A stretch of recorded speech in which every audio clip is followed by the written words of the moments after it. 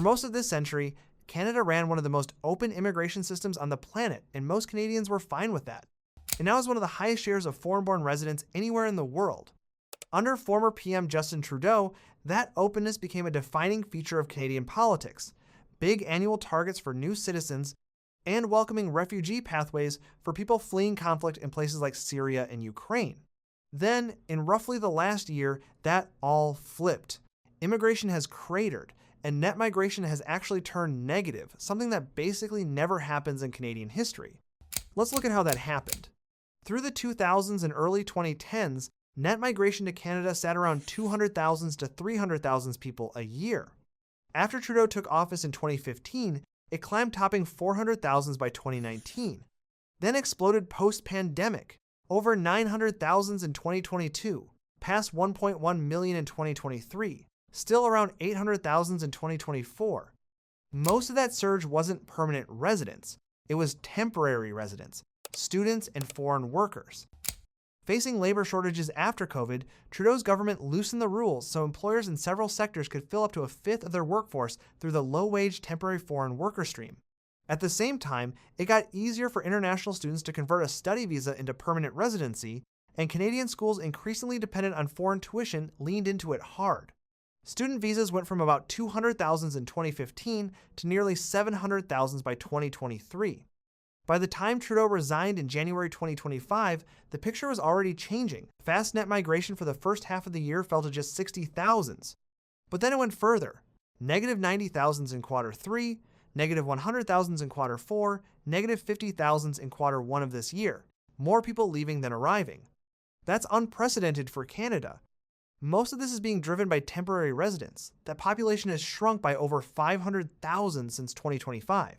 It's a direct result of new PM Mark Carney's policy shift, including caps on temporary residents.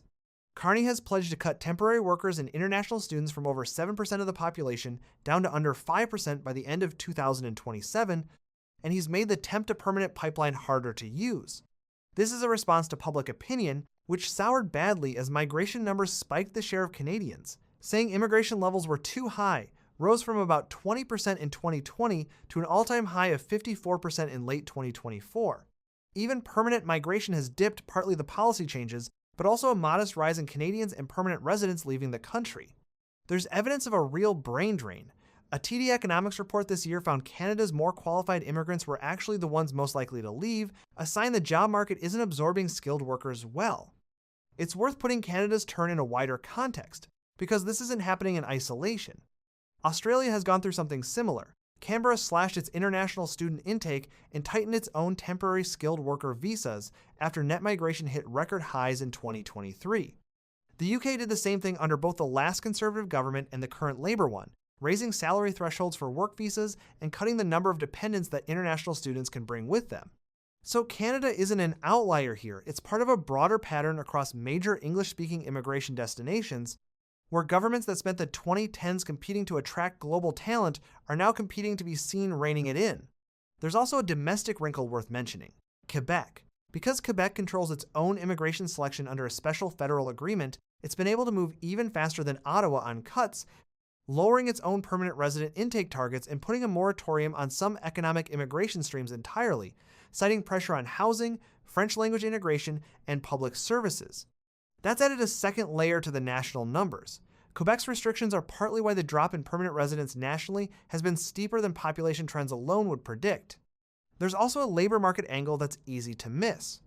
Sectors that leaned hardest on temporary foreign workers, food service, retail, some parts of agriculture are now reporting staffing shortages again in certain regions, which is reviving a debate that had gone quiet: whether Canada actually created its own labor shortage by cutting too fast, or whether those jobs were always going to be filled by automation and wage increases once the temporary labor tap was turned off.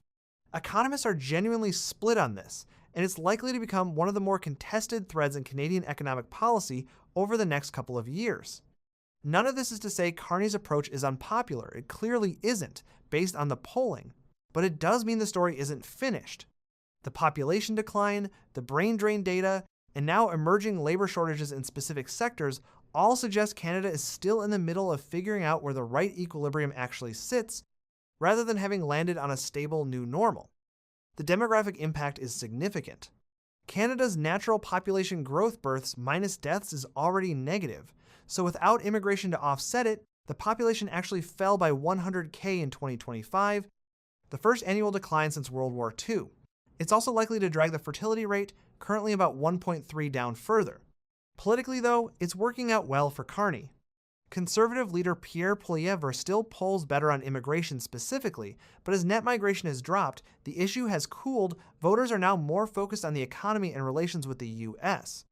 The share saying there are too many immigrants dropped from 54% in late 2024 to 47% in late 2025, while those saying the number is about right rose from 34% to 38%.